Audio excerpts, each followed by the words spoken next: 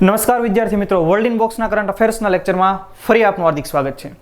આજના લેક્ચરમાં આપણે જોઈએ તાજેતરમાં જ સ્પેનની રાજધાની મેડ્રિડ ખાતે યોજાયેલા COP25 વિશે. તો COP25 એટલે કે કોન્ફરન્સ ઓફ પાર્ટીઝ 25 આ 25મી સમિટ છે.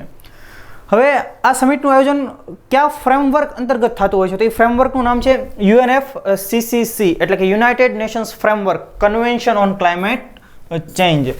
તો ભાઈ, વિશ્વનું તાપમાન વધી રહ્યું છે, ઔદ્યોગિકરણને કારણે પ્રદૂષણ ખૂબ ફેલાઈ રહ્યું છે. વિશ્વના ઘણા એવા શહેરો કે જે આવનારા સમયની અંદર ડૂબી જવાના ભય હેઠળ અત્યારે જીવી રહ્યા છે, જે આવનારા સમયમાં વહેલી તકે ડૂબી જશે.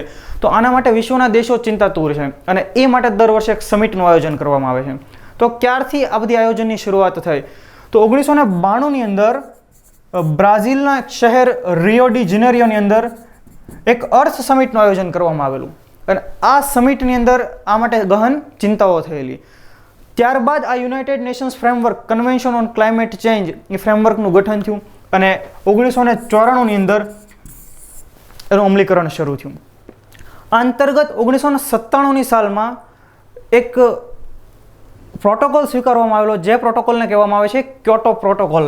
1997 ક્યોટો પ્રોટોકોલ. ક્યોટો જાપાનનું શહેર છે અને આ પ્રોટોકોલ અંતર્ગત એવું ડિસાઇડ કરવામાં આવ્યું કે જે વિકસિત દેશો છે તે વિકાસશીલ દેશોને પૈસા આપશે. શા માટે? તો કે વિકાસશીલ દેશની અંદર જે કંઈ કાર્બન ઉત્સર્જન થાય છે એને ઘટાડવા માટે થઈને નાણાકીય સહાય પૂરી પાડવી. એવો ઉદ્દેશ્ય આ ક્યોટો પ્રોટોકોલની અંદર નક્કી કરવામાં આવ્યો હતો. ઉપરાંત જે વિકસિત દેશો છે, જે ડેવલપ કન્ટ્રી છે કે જેમણે ઔદ્યોગિક ક્રાંતિઓ થકી ઘણું બધું ડેવલપમેન્ટ કરી લીધું છે, તો એમણે પણ કાર્બનનું ઉત્સર્જન ઘટે એના માટે પ્રયત્નો કરવાના છે.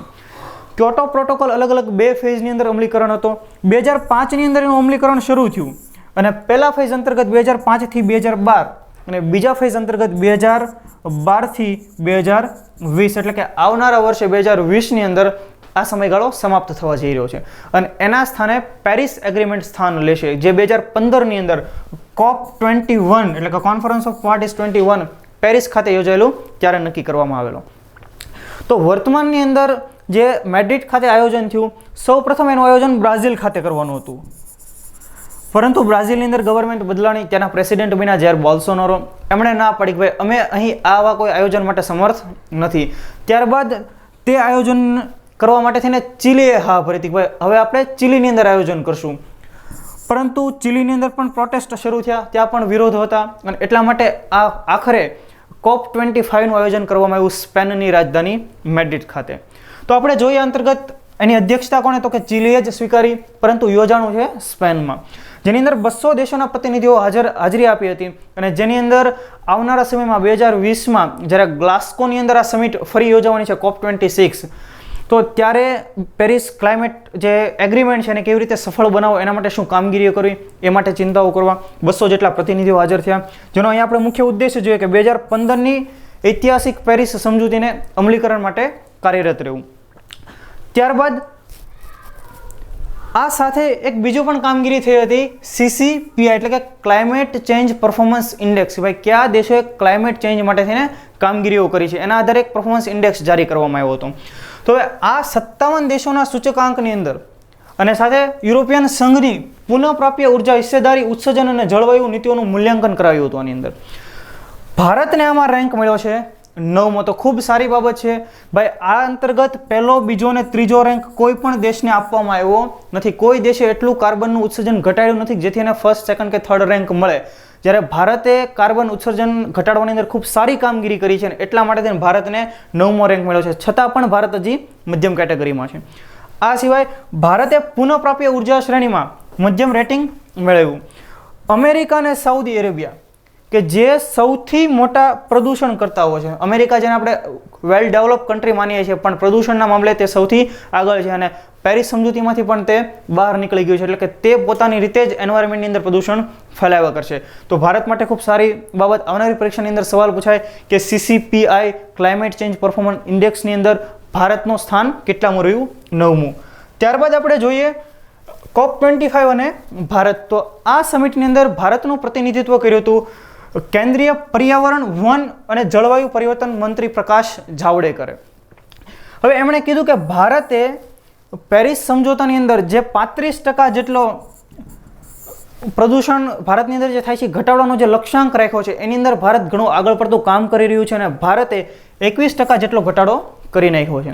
આ ઉપરાંત યાદ રાખો પરીક્ષાની અંદર પ્રશ્ન પૂછાઈ શકે એવો કે ભાઈ ભારત 175 ગીગાવોટ રિન્યુએબલ એનર્જી માટે કાર્યરત રહેશે, પરંતુ હવે ભારતે એનો લક્ષ્યાંક વધારી દીધો છે અને એ લક્ષ્યાંક કરી દીધો છે 450 ગીગાવોટ જેટલો. અને આ સાથે ભારતે 83 ગીગાવોટ જેટલી રિન્યુએબલ એનર્જી પ્રાપ્ત પણ કરી લીધી છે. સૌર ઉર્જા, પવન ઉર્જાની અંદર ભારત વધુ ઇન્વેસ્ટ કરશે અને ભારતની અંદર રિન્યુએબલ એનર્જીનું ઉત્સર્જન થાય, રિન્યુએબલ એનર્જી ઉત્પન્ન થાય એવા પ્રયત્નો કરશે અને એ દિશામાં ભારત આગળ વધી રહ્યું છે. દુનિયાના જે ચુનિંદા દેશો છે કે જેણે કાર્બન ઉત્સર્જન ઘટાડ્યું છે એની અંદર ભારત અગ્રીમ હરોળમાં છે એવું પ્રકાશ જાવડેકરે આ સમિટની અંદર કીધું હતું. અને આ સમિટમાં ભારતની ગ્રેટા થનબર્ગ, લિસિપ્રિયા કંગુજમ કે જે 8 વર્ષની મણિપુરની ક્લાઇમેટ ચેન્જને માટે કાર્યરત એક યુવતી છે, એક નાની બાળકી છે, એમણે પણ અહીં ભાષણ આપ્યું હતું. એમણે પણ કીધું કે ભાઈ આ ખરો સમય છે હવે પર્યાવરણને બચાવવાનો, એટલે વિશ્વના નેતાઓ તમે એના માટે કંઈક પગલાઓ લ્યો. અને જેને ભારતની ગ્રેટા કહેવામાં આવે છે. તો લિસિપ્રિયા કંગુજમના ભાષણને યુનાઇટેડ નેશન્સના મહામંત્રી એના સેક્રેટરી જનરલ એન્ટોનિયો ગુતેરસે પણ વખાણ્યું હતું. ત્યારબાદ સ્પેનિશ અખબાર એને કીધું Greta of the global south. તો ભારત માટે ખૂબ સારી બાબત છે કે ભાઈ ચાલો ભારતના બાળકો પણ પર્યાવરણ પ્રત્યે જાગૃત બની રહ્યા છે અને આના માટે કાર્યરત છે. લિસિપ્રિયા કંગુજમે એવું કીધું કે જ્યારે કોઈ સ્ટુડન્ટ પાસ આઉટ થાય છે, ભાઈ એ કોલેજ પાસ આઉટ થાય છે અને ગ્રેજ્યુએશન સર્ટિફિકેટ જોઈએ 1000 જેટલા વૃક્ષ વાવે તો જ એને તમે સર્ટિફિકેટ આપો. આવો સુઝાવ પણ એમણે આ સમિટ દરમિયાન આપ્યો હતો. હવે આ સાથે યાદ રાખો કે ભારતની થીમ શું હતી. તો ભારતનું સ્ટેન્ડ જે COP25 ખાતે હતું એમાં ભારતની થીમ હતી ગાંધીજીને લગતી, 150મી જન્મ જયંતિનું વર્ષ એને ઉજવી રહ્યા છે તો એમને લગતી આ ચરખો આખું એક સ્ટેન્ડ, એક થીમ ત્યાં ઊભી કરવામાં આવેલી હતી. કેમ કે ગાંધીજી પણ એવું જ જીવન વ્યતીત કરતા હતા જેનાથી પર્યાવરણને નુકસાન ન થાય, એટલા માટે થઈને એમની 150મી જન્મ જયંતિ હોવાથી ભારતે આવા પ્રકારનું સ્ટેન્ડ ત્યાં ઊભું કર્યું હતું. ત્યારબાદ આપણે વાત કરીએ કે 73 દેશોએ ક્લાઇમેટ એમ્બિશન્સ એલાયન્સની અંદર પોતાની ભાગીદારી નોંધાવી હતી. તો આપણે જોઈએ કે આ ક્લાઇમેટ એમ્બિશન્સ એલાયન્સ શું છે. તેનો મુખ્ય ઉદ્દેશ આપણે જાણીએ પહેલાં કે 2050 સુધીમાં શૂન્ય ઉત્સર્જન લક્ષ્યાંક હાંસલ કરવો, કે થોડો પણ કાર્બન ઉત્સર્જન ન થાય એવો લક્ષ્યાંક હાંસલ કરવો 2050 સુધીમાં. હવે આ ક્યારે લોન્ચ કરવામાં આવ્યો હતો? તો તાજેતરમાં જ સપ્ટેમ્બર 2019ની અંદર ન્યુયોર્ક ખાતે ક્લાઇમેટ એક્શન સમિટ યોજાઈ કે જ્યાં ગ્રેટા થનબર્ગે ખૂબ શાનદાર ભાષણ આપ્યું હતું. એ સમિટની અંદર જ આ લોન્ચ કરવામાં આવેલું કે જેના મુખ્ય 2 દેશો છે, ચીલી અને એની સાથે બીજો એક દેશ છે UK, જે બંને આ માટે થઈને કાર્યરત રહેશે. આ સિવાય આ એલાયન્સનું આપણે મહત્વ સમજીએ કે શું મહત્વ થશે એનાથી, કે શું આગળ આવનારા સમયની અંદર ફાયદો થશે. તો આપણે જાણીએ યુનાઇટેડ નેશન્સ એન્વાયરમેન્ટ પ્રોગ્રામ. તો એમણે તાજેતરમાં જ એક રિપોર્ટ જારી કર્યો, જે રિપોર્ટ છે એમિશન્સ ગેપ રિપોર્ટ 2019. ખૂબ ચોંકાવનારા ખુલાસાઓ રિપોર્ટની અંદર કરવામાં આવ્યા.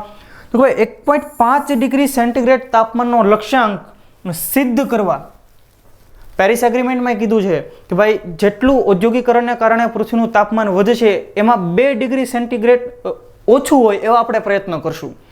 તો અહીંયા કીધું કે 1.5 ડિગ્રી સેન્ટીગ્રેડ તાપમાનનો લક્ષ્યાંક સિદ્ધ કરવા વર્ષ 2020 અને 2030 વચ્ચે, એટલે કે આવનારા દશકની અંદર કાર્બન ડાયોક્સાઇડનું ઉત્સર્જન 7.6% જેટલું ઘટાડવું પડશે. તો આવનારી ક્લાસ 1-2ની પરીક્ષાની અંદર વિધાન વાક્યની અંદર આ સવાલ પૂછાઈ શકે કે ભાઈ આ 1.5 ડિગ્રી સેન્ટીગ્રેડ તાપમાનનો આપણે લક્ષ્યાંક હાંસલ કરવો હોય તો આવનારા દશક 2020થી 2030 સુધીમાં કેટલું આપણે કાર્બનનું ઉત્સર્જન ઘટાડવું પડશે? 7.6% જેટલું. તો આ અંતર્ગત જેટલા દેશો આની અંદર જોડાણા છે એ કાર્બનનું ઉત્સર્જન ઘટાડવા માટે પ્રયત્ન કરશે એવી એમણે બાંહેધરી આપી છે.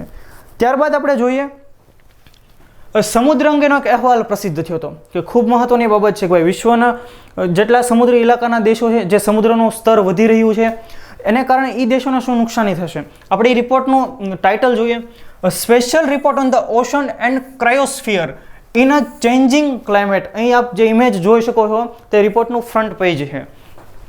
ત્યારબાદ કે આ રિપોર્ટની અંદર કેવો આહવાન કરવામાં આવ્યું હતું, એ રિપોર્ટમાં શું કહેવામાં આવ્યું હતું? તો કે વૈશ્વિક જળસ્તર 1901 થી 1990ના દાયકામાં 1.4 મીમીના સ્તરથી 2006 થી 15 દરમિયાન 3.6 મીમી જેટલું વધ્યું છે. આટલા સમયગાળામાં 1901 થી 1900 સુધીના સમયગાળામાં 1.4 mm જેટલું વધ્યું, જ્યારે 2006 થી 2015 સુધીના સમયગાળામાં એટલા 9-10 વર્ષ સુધીના સમયગાળાની અંદર તેમાં 3.6 mmનો વધારો થયો છે. તો આ ખૂબ ગંભીર પરિણામો સાબિત થશે આવનારા સમયની અંદર. 1993 અને 2017 વચ્ચે સમુદ્રનો ઉપરની સપાટી 700 થી 200 મીટરની સપાટી ખૂબ વધુ ગરમ થઈ હતી.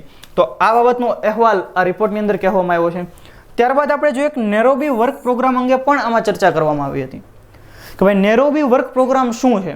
તો જોઈએ એની સ્થાપના COP11 ખાતે 2005માં કરવામાં આવેલી. હવે COP11 કેનેડાના મોન્ટ્રીયલ ખાતે 2005ની અંદર યોજાયું હતું. ત્યારે નેરોબી વર્ક પ્રોગ્રામની સ્થાપના થઈ, જેનો સ્વીકાર કરવામાં આવ્યો હતો COP12ની અંદર કે જે નેરોબી ખાતે જ યોજાયું હતું. કેન્યાનું શહેર નેરોબી ત્યાં એનો સ્વીકાર કરવામાં આવ્યો હતો 2012ની અંદર.